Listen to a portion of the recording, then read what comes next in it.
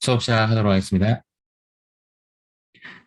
자, 이번 시간은 재무회계 제16강 유형자산의 인식과 취득금액 부분에 대해서 하도록 하겠습니다.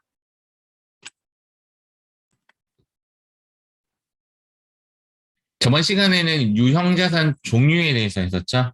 유형자산 종류에 대해서. 저번 시간에는 유형자산의 개념 및 종류, 유형자산 개념 및 종류. 그래서 종류에는 이러이러한 것이 있다 정도만 했었고, 오늘은 이제 유형자산 마지막 두 개를 다 합니다.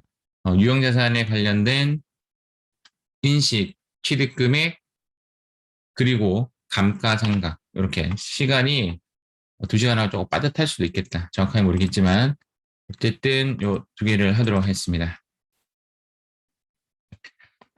유형자산의 인식 조건. 인식 조건은 우리가 통상적으로 인식한다라고 하면 무형자산에도 인식 조건이 있고 유형자산에도 인식 조건이 있는데 통상 외울 때는 DMB 이렇게 인식합니다.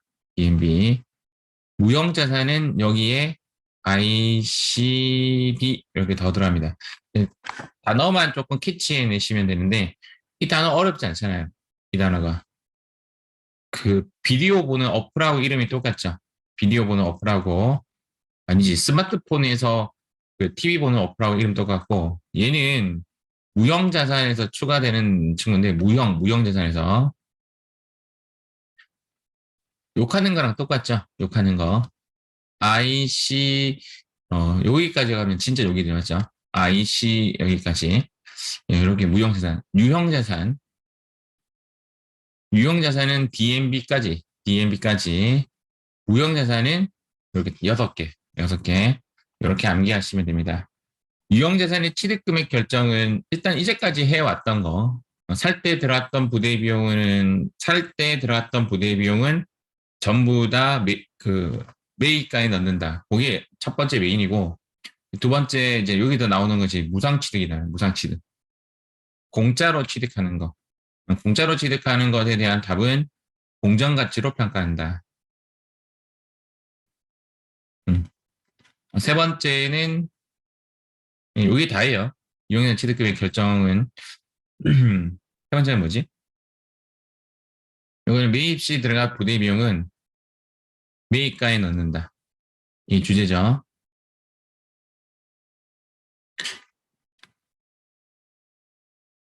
뒤에서 또 이야기할 거예요. 매입 시 들어간 부대 비용은 매입가에 넣는다. 이거는 누누이 계속 하고 있는 부분입니다. 무상 취득은 공짜로 얻었을 때는 시가, 공정가치로 평가한다. 세 번째는 동종자산, 이종자산에 관련된 거구나. 이재공, 동제장. 전부 다 좀 단축된 언어로 외우는 방법을 동제장. 예, 이공, 동장, 이재공, 동제장. 어쨌든 이렇게 암기하시면 이번 또 해결이 됩니다. 유형자산의 꽃은 감가상각이죠. 감가상각. 그래서 감가상각의 개념과 기본 요소에 대한 부분, 감가상각의 개념과 기본 요소에 관련된 거, 요거 시간이 조금 걸릴 것 같습니다. 이렇게 해서 여기 17강하고 바로 이어지는 거죠. 자, 뒷부분 한번 보도록 하겠습니다. 유형자산의 인식 조건. 주제가 DMB입니다. DMB. 여기 적혀 있죠?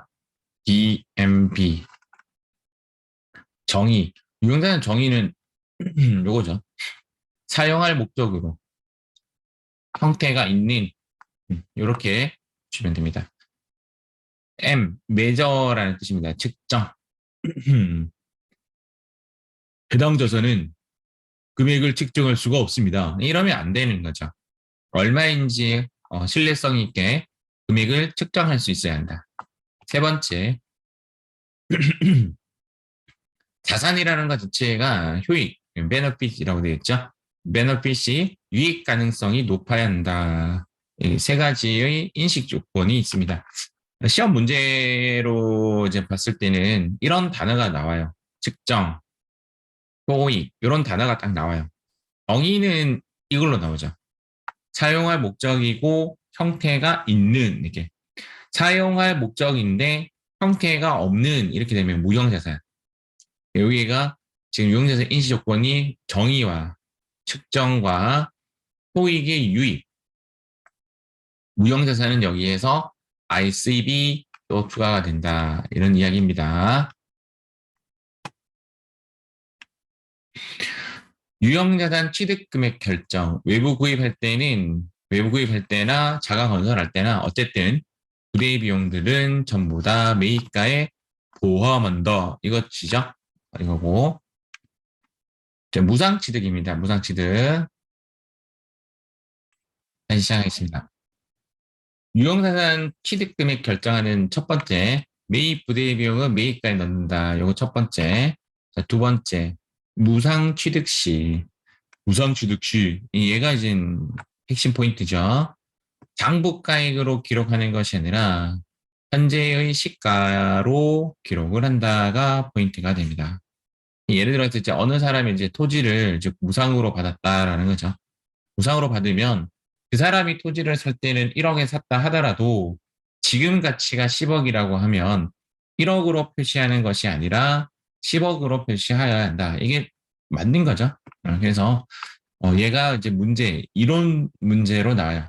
자산의 무상 취득할 때는 시험에 나오는 형식은 두 가지죠.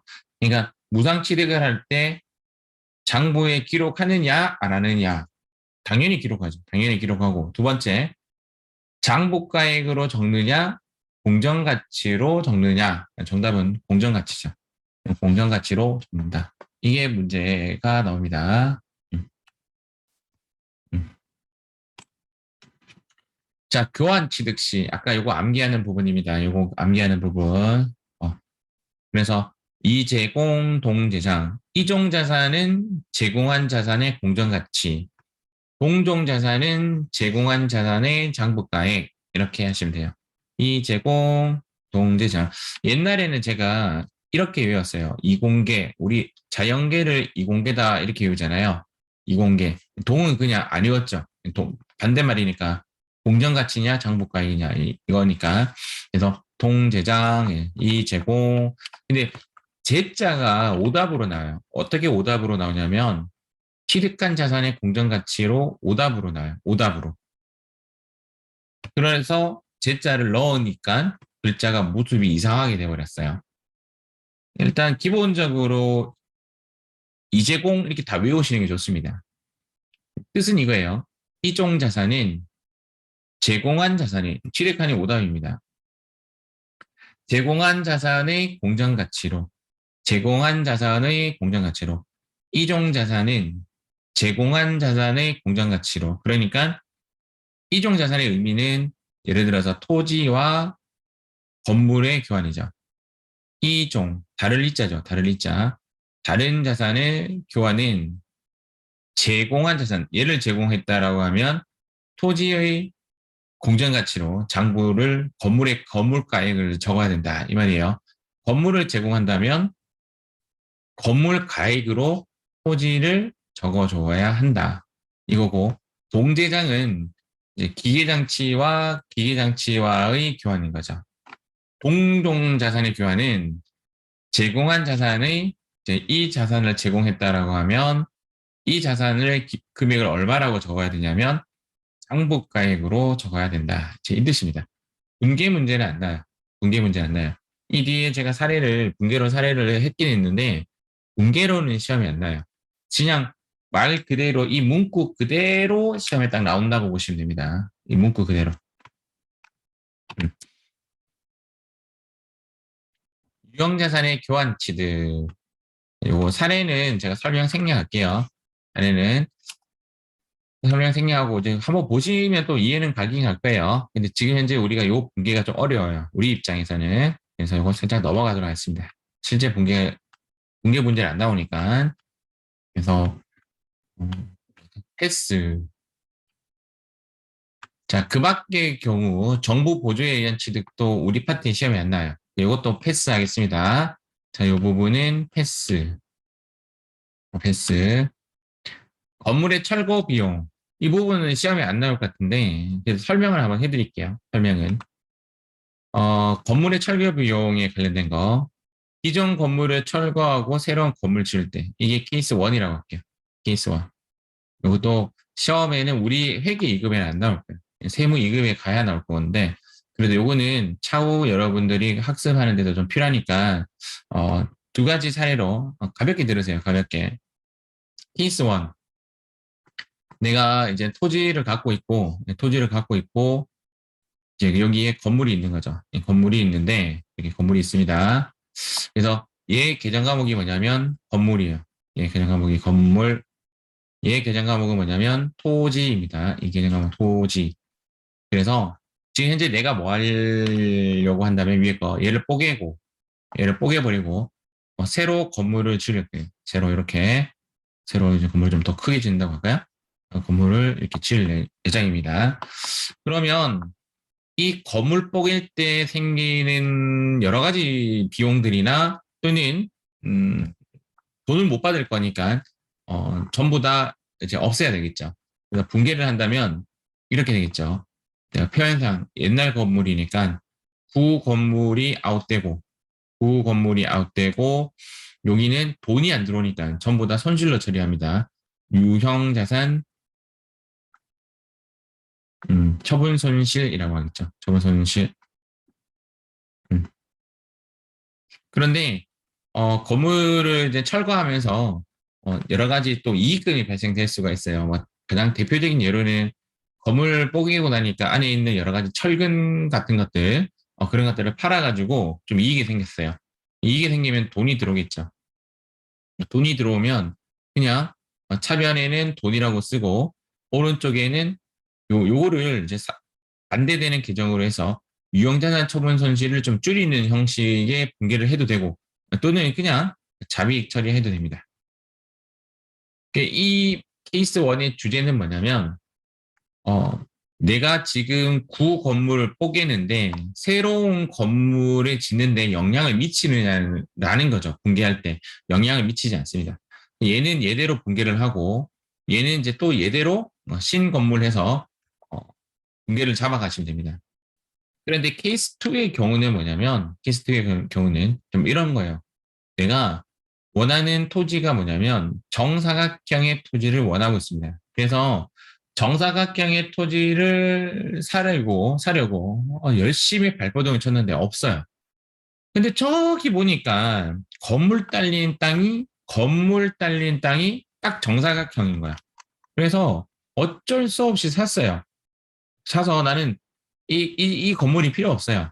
그냥 땅만 살려고 했는데 어쩔 수 없이 사게 된 거죠. 땅의 붕괴는 뭐라고 하냐면 토지라고 합니다. 토지. 그러면 얘의 개념은 뭐죠? 자, 왼쪽에서는 건물이라고 했어요. 이 친구의 계정 과목에는 토지입니다. 토지. 왜 토지이냐면 정사각형의 토지를 사기 위해서 어쩔 수 없이 산 거잖아요.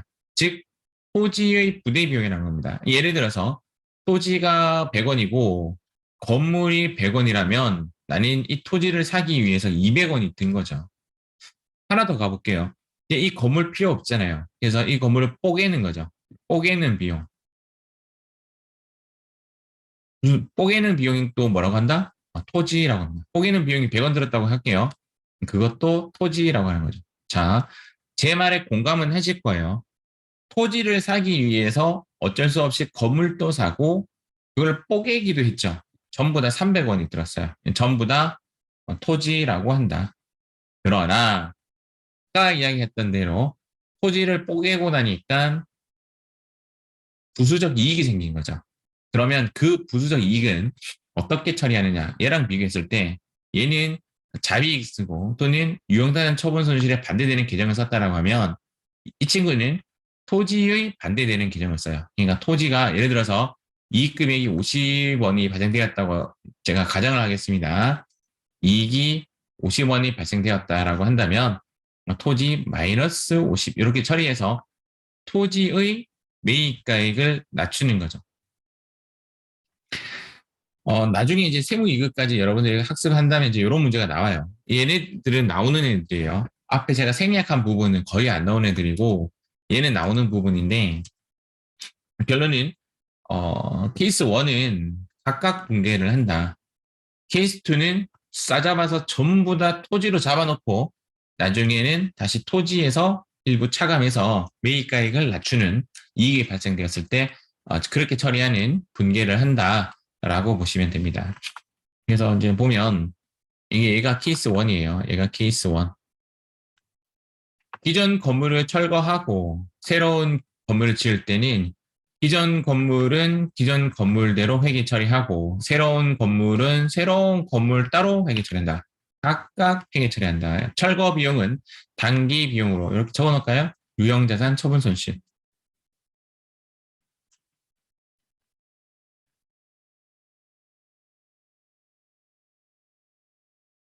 유형자산 처분 손실 이렇게 처리합니다. 그다음 철거 시 생긴 이익은 철 구조물의 판매 금액은 자비익 또는 철거 비용의 마이너스로 자비익 또는 철거 비용의 마이너스. 아까 이야기했죠. 유형자산 처분 손실에 마이너스로 처리하던지 아니면 자비익으로 처리한다. 이렇게 보시면 됩니다.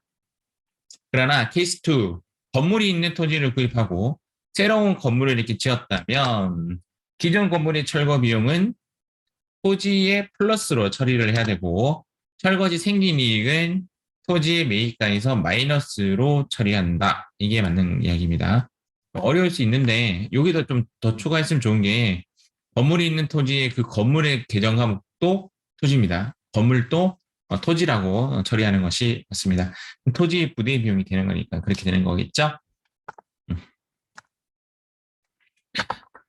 자, 여기서 이 부분은 가볍게 들으세요. 가볍게. 우리 시험에는 안 나요. 회계 이금용이 아니다 이 말입니다. 제 이야기는. 회계 이금용은 아니에요. 회계 이금용은 아닌데 사실은 회계 이금용이라는 것이 나올 수도 있는 거죠. 맞죠? 나올 수도 있으니까 조금 더 보충 공부했다라고 보시면 되겠습니다. 무상취득 시. 자, 여기 무상취득에 대한 답은 공정가치입니다. 공정가치. 밑에 있는 제가 분개를 사례로 들었지만 분개가 시험에 나올 것 같지 않습니다. 분개가 나올 것 같지 않고 시험은 지금처럼 이론으로 그냥 나오는 겁니다. 이론으로. 당사는 토지 공정가액 10억, 장부가액 7억짜리라고 적혀 있는 토지를 무상으로 증여받았는데 현재 시가는 10억짜리다라고 하면 토지라고 쓰고 얼마라고 적어야 되는가? 정답은 공정가액 10억 이거 아니다 이 말이죠. 이때 공짜로 받은 것을 뭐라고 하냐면 자산 수증이익이다라고 표시를 합니다. 자, 여기가 중요한 겁니다. 여기가 중요한 거예요.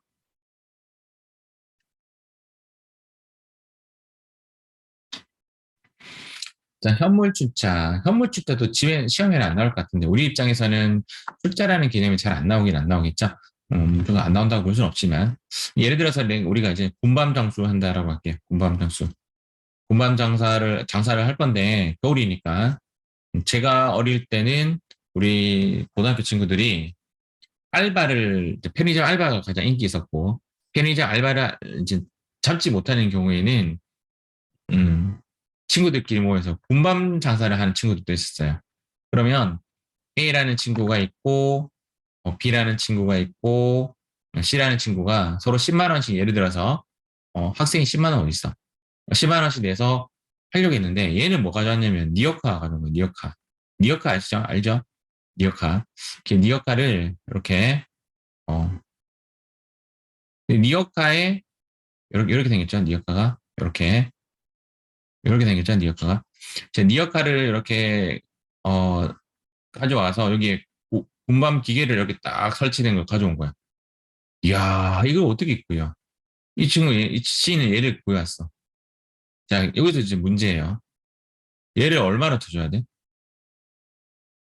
그렇죠. 현재 얘를 살 수 있는 가격이 얼마인지를 테스트하겠죠. 그것을 뭐라고 한다? 어, 공정가치란.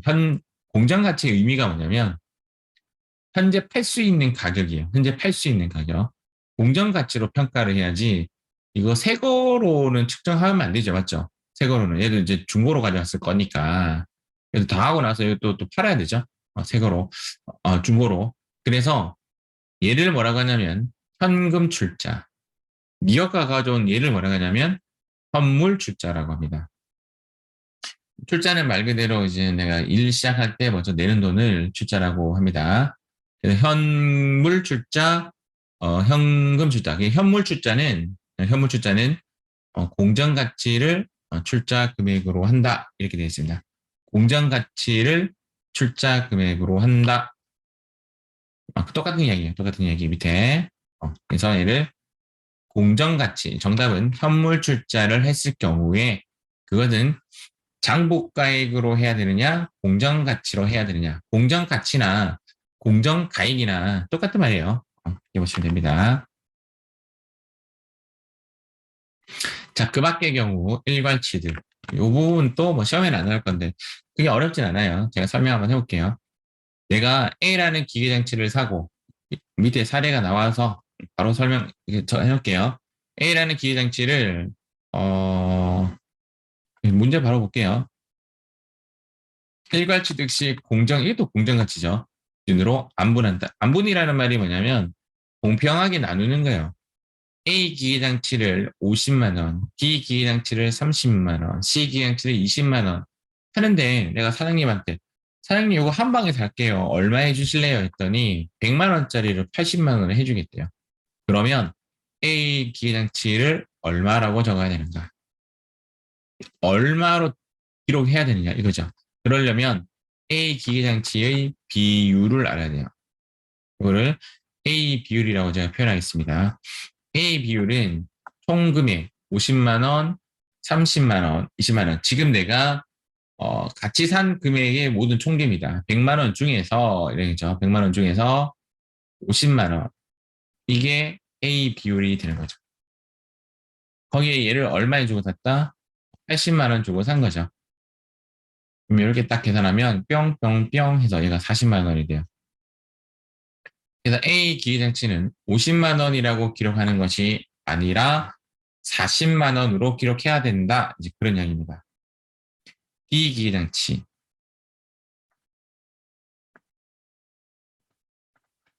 그럼 B 기계장치 비율도 알아야 되죠. B 기계장치 비율은 총 100만 원 중에서 50만 원, 30만 원, 20만 원 중에서 얼마다? 자기는 30만 원이죠. 일명 30% 곱하기 80만 원 이렇게 하면 24만 원으로 기록해야 된다. 30만 원으로 기록하는 것이 아니라 24만 원으로 기록해야 된다. 바로 계산해 볼게요. 40하고 24 더하면 64만 원. 80에서 64만 원 빼면 16만 원 남죠? 그대로 계산해도 C 기계장치 비율로 계산해도 답은 똑같이 나올 거고 이렇게 다 더해서 우리는 80만 원으로 계산했기 때문에 C값은 16만 원 똑같아요. 얘는 이렇게 표시해야 한다. 라는 뜻인데 이거를 구하는 문제는 안 나와요. 구하는 문제는 안 나오고 시험에 나온다면 공정 가치를 기준으로 안분 계산한다라는 말이 나올 거예요. 설마 이게 계산하는 문제 나오겠습니까? 맞죠? 말로 하는 문제가 나온다라고 보시면 됩니다. 그래서 이렇게 계산이 된다. 이제 감가상각 개념으로 넘어가도록 하겠습니다. 감가상각은 변수를 시간으로 주는 거예요. 그래서 시간에 따라 가치가 떨어지는 개념입니다. 예를 들어서 이제 100만 원짜리이고 얘를 5년 동안 사용한다고 한다면 매년 20만 원어치의 비용 처리하는 거죠. 그래서 자산을 비용 처리하는 거고 일정한 기간 동안 요거 불표. 감가상각에서 핵심적인 단어는 체계적이고 합리적으로 이렇게 나옵니다. 체계적이고 합리적인 방법으로 한다. 이게 감가상각의 개념이 되는 겁니다. 감가상각 3요소. 3요소 자체가 이렇게 시험에 나오는 거는 제가 거의 못 봤어요. 한 번 정도 본 것 같은데. 그게 안 나올 것 같지만, 취득원가. 사온 가격. 감가상각의 문제를 조금 잘 풀려면 그림을 잘 그리셔야 돼요. 그림. 그럼 그림을 잘 그리려면 그 그림을 그대로 이렇게 딱 눈에 딱 넣는 게 좋죠. 그래서 제가 이렇게 그림으로 한번 먼저 이야기 한번 해볼게요. 취득 원가는 여기서부터 여기까지의 전체 금액을 취득 원가라고 합니다. 취득 원가는 여기서부터 여기까지의 금액을 취득 원가다라고 합니다. 단종가치는 감가상각을 이렇게 했다라고 하면 감가상각을 이렇게 한 번 하고 뭐 두 번 하고 이렇게 될 거 아니에요, 맞죠? 감가상각 매번 하다가 끝에서 여기까지만 감가상각하고 얘는 감가상각을 하지 않습니다. 얘를 뭐라고 하냐면 잔존가치라고 합니다. 잔존가치. 네. 이걸 몇 번 했죠? 한 번, 두 번, 두 번, 세 번, 네 번 했죠? 네 번 했다. 요것을 뭐라고 하냐면 내용 연수라고 합니다. 감가상각의 3요소는 취득원가, 잔존가치, 내용 연수입니다. 다시 취득원가, 잔존가치가 아래에 있어요. 아래. 취득원가, 잔존가치, 내용 연수 이렇게 합니다. 자, 요거를 한번 더 한번 해볼게요. 자, 이렇게. 그래서 취득원가는 예를 들어서 1,000만 원이고 1년의 감가상각비는 20만 원이고 잔존가치는 10만 원이고 라고 했을 때 2년치의 감가상각을 했다라고 할게요. 2년치의 감가상각을 했다. 자, 그러면 이제 용어를 한번 해볼게요. 이 1,000만 원의 의미가 뭐냐면 100만 원 합시다. 100만 원. 숫자가 너무 크네. 100만 원 하겠습니다. 100만 원. 이 100만 원을 뭐라고 하냐면 이 100만 원을 취득 가액, 취득 원가 똑같은 말입니다. 취득 가액 또는 취득 원가라고 하고 요 1년치 내려온 거 얘를 뭐라고 하냐면 감가상각비라고 합니다. 감가상각비 1년치를 감가상각비. 자, 여기서부터 이제 여기까지, 자, 여기서부터 여기까지 이렇게 누적된 거. 얘를 뭐라고 하냐면, 예, 얘는 이제 감가상각비예요. 감가상각비. 얘를 뭐라고 하냐면, 감가상각 누계액이라고 해요. 감가상각 누계액은 감가상각을 한 누적액인 거죠. 누적액. 요만큼을 감가상각한 거예요. 아직 감가상각 안 한 부분이 어디죠? 그렇죠. 여기서부터 여기까지는 감가상각을 하지 않았죠. 다시 여기서부터 여기까지는 감가상각을 하지 않았어요. 두 번째, 지금 현재 우리는 감가상각을 어디서부터 어디까지 할 거냐면 여기서부터 여기까지를 감가상각하겠죠. 자, 여기는 잔존가치는 감가상각 안 할 거예요. 안 할 거야. 잔존가치는 감가상각을 안 할 거예요. 안 할 거. 여기서부터 여기까지. 자, 여기서부터 여기까지는 감가상각 할 거예요. 여기서부터 여기까지를 뭐라고 하냐면 감가상각 대상금액이라고 합니다. 대상금액. 감가상각 대상금액. 감가상각 할 거니까. 감가상각 대상금액. 자, 여기서부터 여기까지 취득가액에서 감가를 획득을 했고 얘는 감가하지 않았어요. 감가를 안 한 부분을 뭐라고 하냐면 미상각 잔액이랍니다. 미상각 잔액. 상각 안 했으니까 미상각 잔액. 자, 미상각 잔액에는 잔존가치를 포함시켜줘야 돼요. 미상각 잔액 안에는 잔존가치를 포함시켜줘야 되고 얘를 다른 말로 뭐라고 하냐면 장부가액이랍니다. 장부가액. 우리 예전에 그 재무상태표 봤을 때 재무상태표 여기 이런 거 적혀 있었던 거 기억납니까? 기계장치가 10, 100, 그 다음 감가상각 누계액이 20.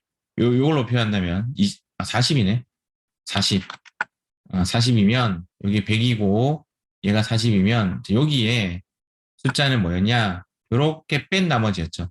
요렇게 뺀 나머지 60. 60을 우리는 뭐라고 했다 얘를? 장부가액이다라고 했죠. 장부가액이 어떻게 구해졌냐고요? 기계장치에서 감가상각 누계액 뺀 거. 자, 기계장치 전체 금액에서 감가상각 누계액 뺀 거를 장부가액이라고 합니다. 지금 현재 이 그림을 머릿속에 넣어보세요. 시간 조금 드릴 테니까 필기하셔도 좋고, 이 그림이 내 눈에 조금 들어와줘야, 그림이 내 눈에 들어와줘야 앞으로 남은 1시간 동안의 수업이 조금 쉬워집니다. 네, 용어적인 접근이에요. 감가상각비, 감가상각비, 감가상각 누계. 그 아래는 미상각자네 또는 장부가액. 그 위에는 감가상각 대상 금액. 이렇게. 그게 어렵지 않죠.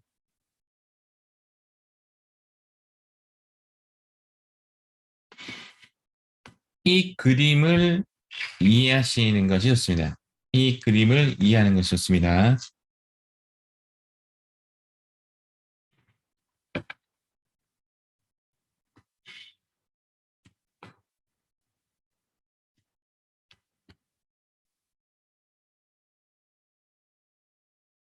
어느 정도 머리에 넣으셨어요? 조금만 복잡하게 한번 가볼게요. 조금만 복잡하게. 그럼 얘는 어떻게 구했죠? 감가상각 대상 금액은 취득원가 여기 전체 금액에서 10을 뺐죠. 그러니까 여기는 취득원가에서 빼기 뭐 있냐면 안정가치를 했죠. 산식으로 외우면 안 좋고요. 그림으로 외우세요. 그림으로. 위에 부분은 감가상각 대상 금액, 아래 부분은 장부가액, 미상각자액. 아래는 어떻게 했고요? 얘는 이렇게 구하죠. 취득가액 또는 취득원가, 취득가액 빼기 감가상각 누계액이죠.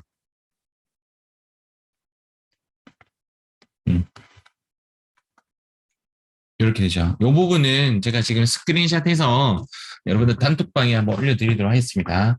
일단 얘를 조금 기억하셔야 돼요. 얘를 조금 기억하시기 바랍니다. 머릿속에 넣기. 그림.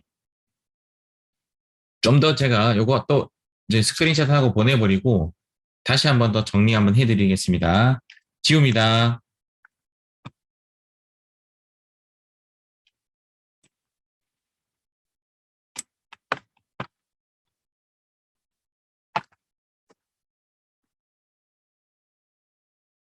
자, 보냈습니다.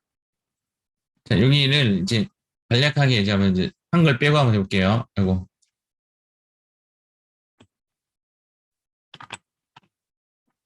캡처를 꺼버리니까 에러 생기는데. 자, 그림으로 한번 가볼게요. 이렇게.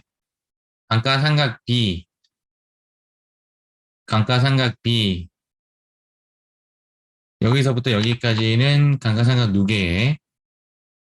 자, 여기 칸을 미상각잔액 장부가액. 자, 미상각잔액 장부가액. 자, 여기를 잔존가치. 여기서부터 여기까지를 감가상각 대상금액. 끝. 자, 다시 한번 가볼게요. 자, 여기를 감가상각 B, 여기를 감가상각 B, 여기는 감가상각 누계에, 여기는 잔존가치, 여기는 미상각 잔액 또는 장부가액, 여기는 감가상각 대상금액. 자, 한 번만 더 갑시다. 한 번만 더. 여기는 그냥 다 지워볼게. 오케이. 자, 여기는 감가상각 B, 여기는 감가상각 B, 여기는 감가상각 누계. 물론 1년차의 감가상각비랑 감가상각 누계액은 똑같죠. 2년차부터 누적되니까 달라지는 거고. 자, 여기를 미상각 잔액 또는 장부가액, 여기를 감가상각 대상금액. 나중에 이제 감가상각 종류 세 가지는 이제 여기 세 가지는 이제 이 데이터를 가지고 푸는 문제가 정액법, 연수학계법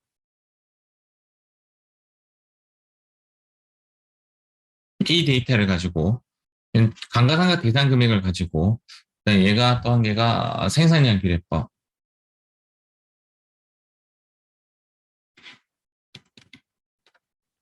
어?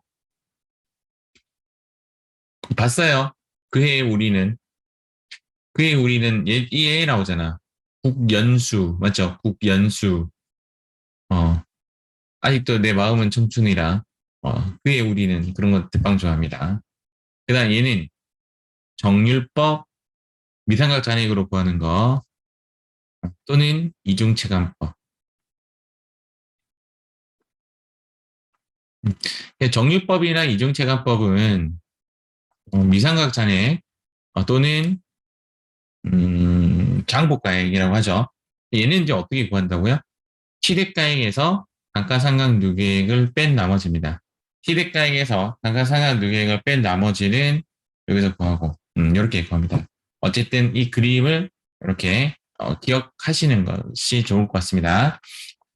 자, 이제 가볼게요. 이건 금방 했던 거죠. 감가상각 대상 금액은 시대 원가에서 잔존 가치를 뺀 것이다 하면서 머릿속에 그림을 그려서 윗부분 이렇게 하시면 됩니다.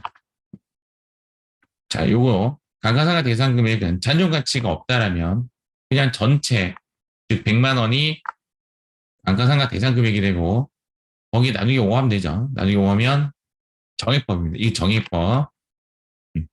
잔존 가치가 20이 있다면 여기를 뭐라 간다? 감가상각 대상 금액이라고 하고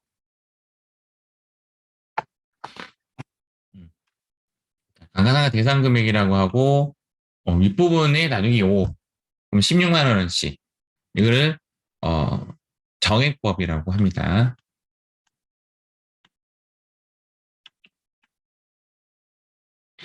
자, 이제 기출 문제 한번 풀어보도록 하겠습니다. 다음은 단기에 설치하고 사용한 기계장치와 관련하여 발생한 비용이다. 이 중 취득 원가에 해당하지 않는 것은 제가 저번 시간에 이런 이야기 했었죠. 이렇게 해서 여기 설치해가지고 내가 기계장치를 움직일 거야 라고 했죠. 기계장치를 이렇게 움직일 거면 이때 설치비, 시운전비, 가지고 오는 비용들 전부 다 맞죠? 전부 다 내가 포함을 시킨다. 다만 설치하고 나서 들어가는 비용에 대해서는 원래 계정 과목으로 따라간다. 그래서 시운전비, 설치비, 매입 운반비 전부 다 시대원가에 포함시키죠. 그래서 아까 나왔던 문제 중에 하나가 매입 시 들어갔던 부대 비용은 매입가에 다 포함한다. 정답은 1번. 얘는 설치하고 나서부터 발생하는 자산을 기간적인 비용으로 처리하는 거죠. 정답은 1번.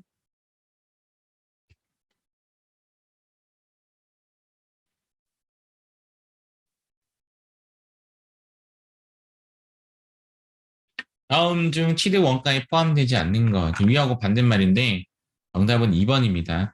단기 매매 증권의 매입에 관련된 수수료만은 수수료 비용 쓴다고 했죠. 얘가 좀 특이하다 그랬어요. 유가증권 할 때 했죠. 그때도 수수료 비용 몇 번 때 쓴다고 했다? 900번 때 쓴다고 했죠. 900번 때.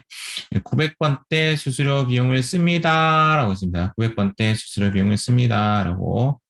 그래서 시운전비, 들어올 때 부담했던 운송보험료, 부동산 중개수수료 전부 다 매입가에 포함을 시키지만 단기 매매 증권을 매입할 때 들어갔던 수수료 비용만은 수수료 비용을 써야 한다. 이렇게 보시면 됩니다. 정답은 2번 이렇게 보시면 되죠.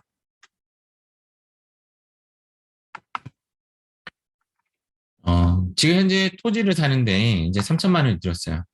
그런데 거기에 관련된 여러 가지 매입 비용이 100만 원이 포함되어 있다라고 해도 얘도 토지죠. 그래서 토지의 가액은 3천이 맞습니다. 사무용, 업무용 컴퓨터를 이제 사는데 200만 원 들었는데 거기에 뭐 설치비 등 또는 운반비 등 또는 재료비가 10만 원 들었다 하더라도 얘네들도 전부 다 비품으로 하는 게 맞죠. 그래서 비품 가액은 200으로 잡는 것이 맞죠. 크게 어렵지 않습니다. 정답은 1번.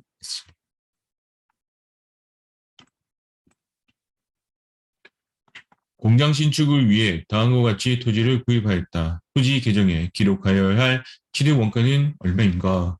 자, 구입가액 5천만 원 일단 더하기 구입 관련된 법률 자문 비용도 토지라고 해야 됩니다. 더하기 구건물 철거 비용도 토지라고 해야 됩니다. 얘도 더하기 이렇게 되죠. 그렇지만 철거 후 발생된 이익은 토지 가액에서 빼주면 되죠. 마이너스 토지로 처리하시면 됩니다. 그래서 5천만 원 더하기 300 더하기 150 빼기 50 이렇게 잡으면 되죠. 그래서 계산은 5,400만 원이 정답이 됩니다. 그러니까 토지를 철거할 때 생긴 수익은 마이너스 토지로 표시한다. 뭐 그런 이야기가 되는 겁니다.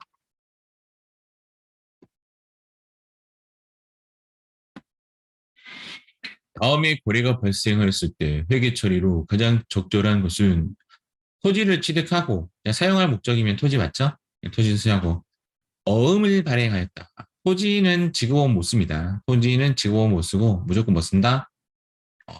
미시급금 써야 되죠? 무조건 미시급금. 딱 보아도 딱 느낌이 오네요.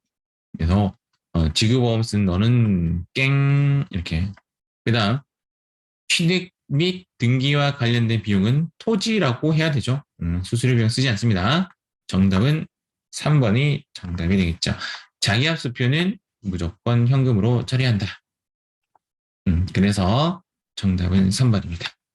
자, 이번 1교시 수업은 여기까지 하도록 하겠습니다. 조금 쉬었다가 다음 진행하도록 하겠습니다.